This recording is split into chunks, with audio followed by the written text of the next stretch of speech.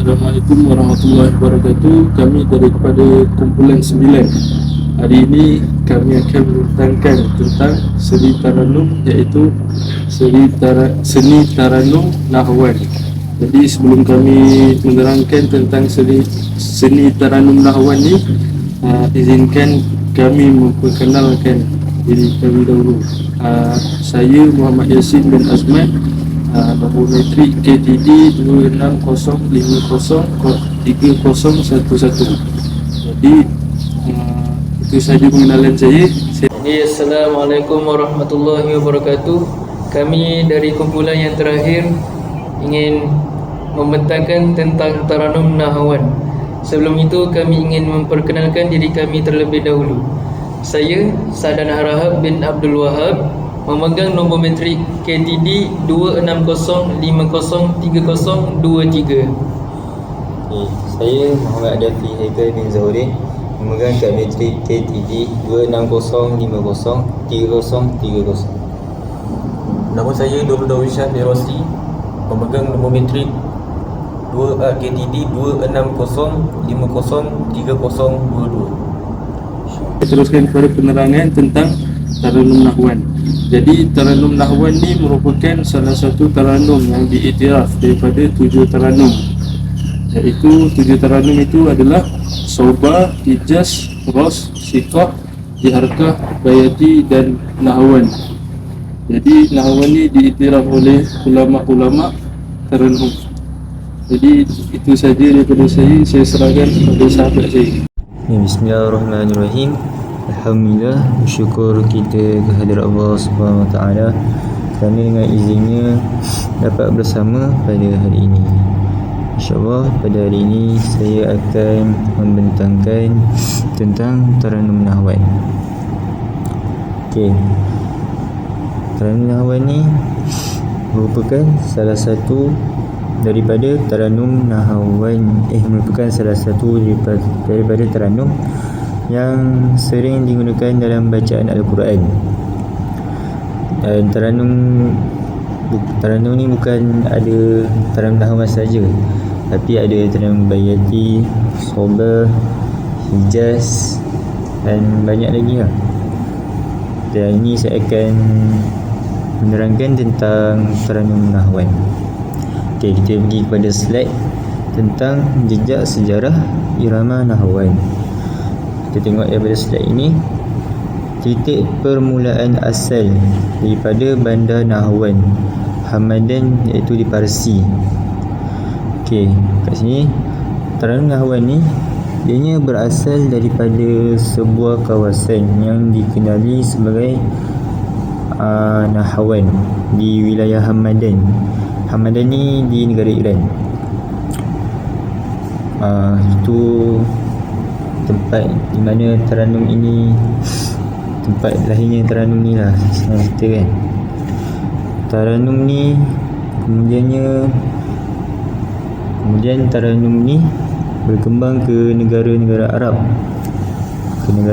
Arab, seperti Mesir pun menggunakan Taranum Nahwan ini, dan ianya menjadi antara taranum yang sangat popular dalam kalangan para qori. Kita tengok ramai qori-qori yang menggunakan Taranum Nahwan ini. Gaya muzik tempatan ini kemudiannya diadaptasi. Maksudnya diadaptasi ni macam tersebar lah.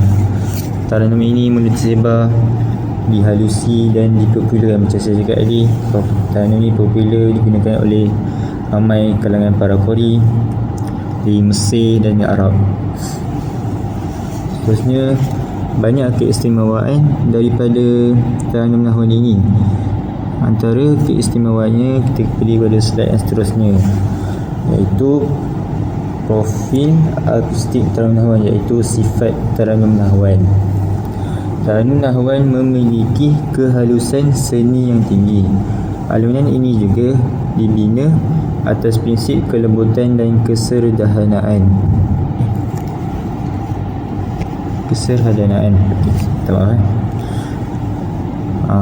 Maksudnya kat sini Taranum nahwan ni ada sifat-sifat dia lah.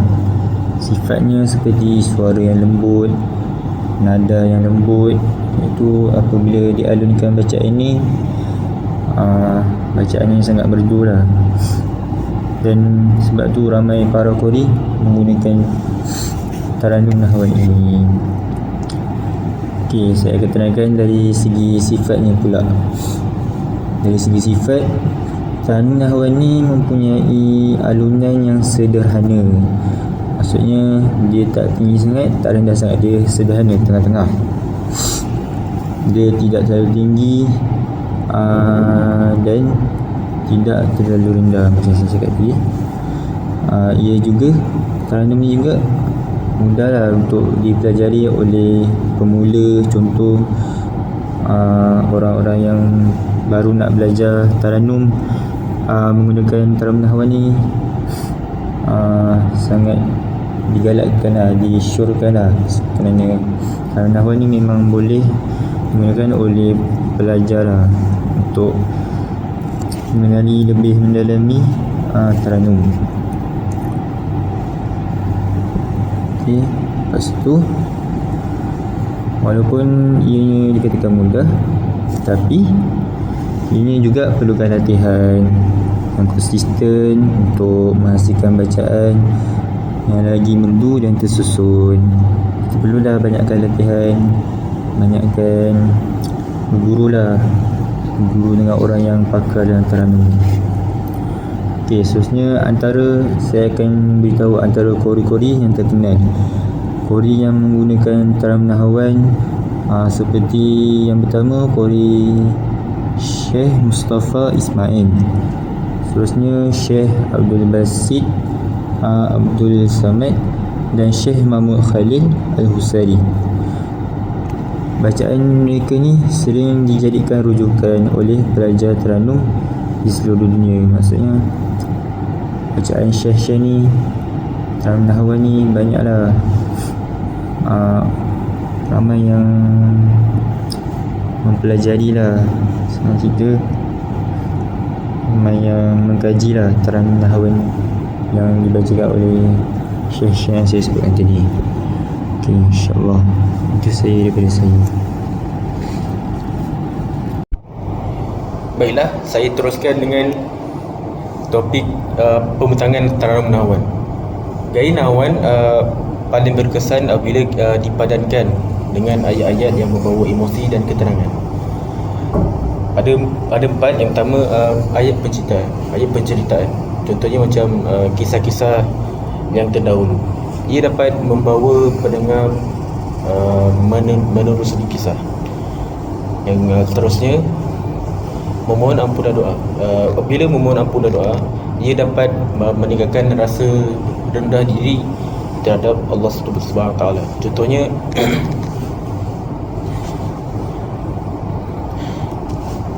Rabbana atina fid dunya hasanah wa fil akhirati hasanatan wa qina adzaban nar. Doa ini ialah diraban dia dapat rasa rendah diri terhadap Allah SWT. Sebab ayat ini adalah ayat memohon daripada perlindungan daripada api neraka. Terusnya adalah gambaran rahmat Allah. Ia dapat menyuntik rasa syukur dan harap. Contohnya kita baca ayat Quran, kita rasa syukur terhadap apa yang Allah bagi pada rezeki yang Allah bagi, dan rasa syukur pada nikmat tersebut. Jadi akhir sekali, sifat syurga. Kita dapat tingkatkan rasa rindu terhadap syurga. Contohnya dapat menimbulkan rasa kerinduan dan rasa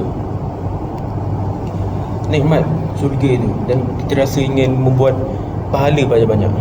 Contohnya macam solat. Solat pun wajib kan? Solat pun wajib. Baca Al-Quran dan lain-lain. Baiklah, kita teruskan dengan kitaran kesan spiritual. Bagaimana Nahawan mengubah pengalaman membaca dan mendengar kalam Allah. Ada tiga. Yang pertama, pembaca. Ia dapat meningkatkan bacaan agar lebih luas. Luas maksudnya fleksibel. Maksudnya dapat kelengkapan ataupun merdu. Yang kedua ialah ayat Al-Quran. Ia dapat menonjolkan keindahan bahasa dan tahap fasahah ayat Al-Quran. So, maksudnya kalau kita baca ayat Al-Quran, ia dapat meningkatkan keindahan bahasa dan sastra setiap apa yang kita baca. Yang terakhir ialah pendengar.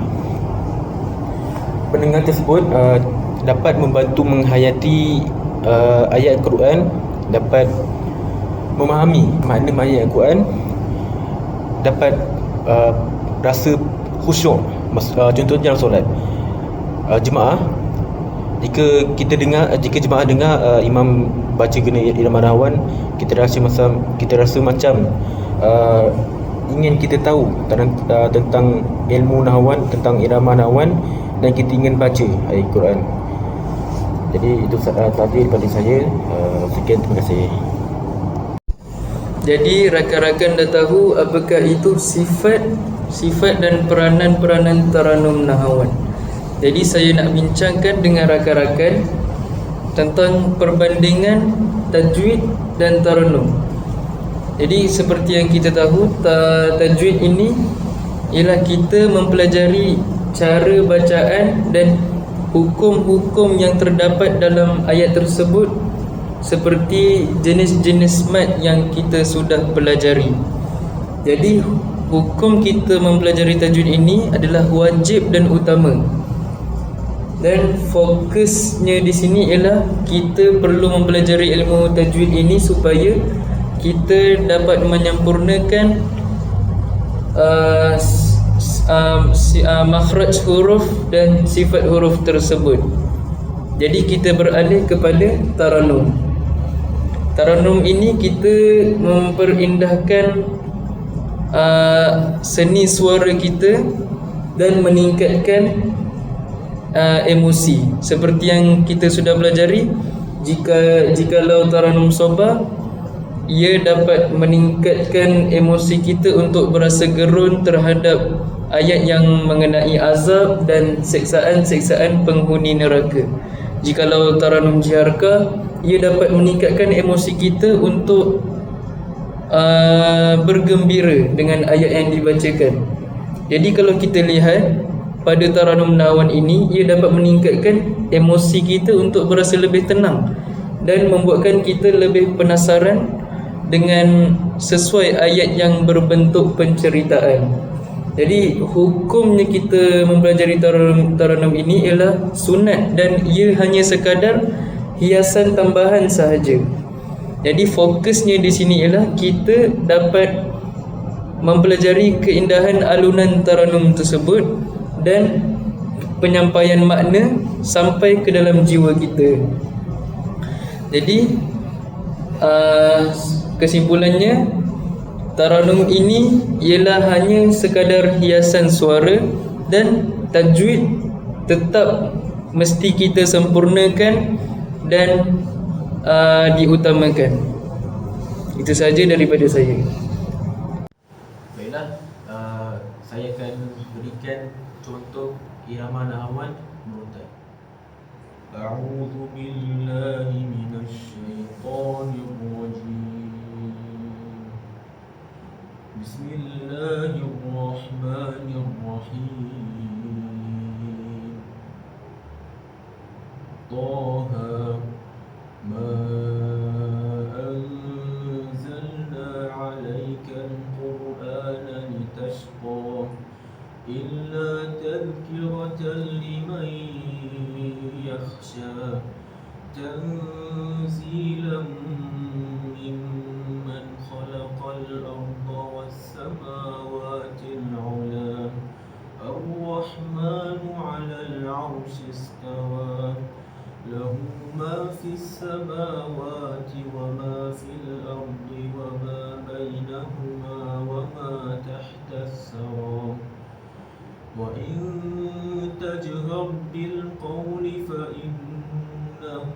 يعلم السر وأخفى الله لا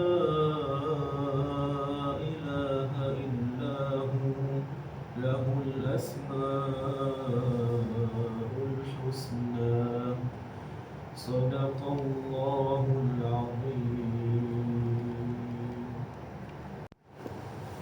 Baiklah, saya nak menunjukkan kepada rakan-rakan contoh bacaan Taranum Nahwan dari segi mujawwad. Sebelum itu saya nak menerangkan dari segi mujawwad akan ada 5 harakat, iaitu pada harakat yang pertama biasa, harakat yang kedua dikenali sebagai Nahwan Ajam, dan harakat yang ketiga ialah kemuncak pada Taranum Nahwan kerana ia juga diistilahkan sebagai jawabul jawab. Kita akan nada kita menjadi tinggi. Dan harakat yang keempat, kita akan bertukar kepada nada yang paling rendah, iaitu di qarab. Dan harakat yang terakhir iaitu harakat yang kelima, ia adalah penutup untuk irama Taranum Nahwan. Jadi itu saja. A'udzu billahi minasy syaithanir rajim. Bismillahirrahmanirrahim. Ara'aital ladzi yukadzibu biddin.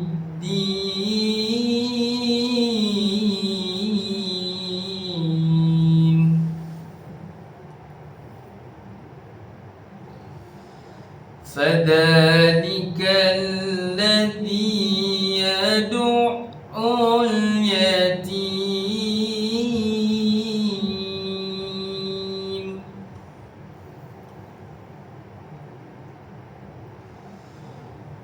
ولا يحض على طعام المسكين فويل للمصلين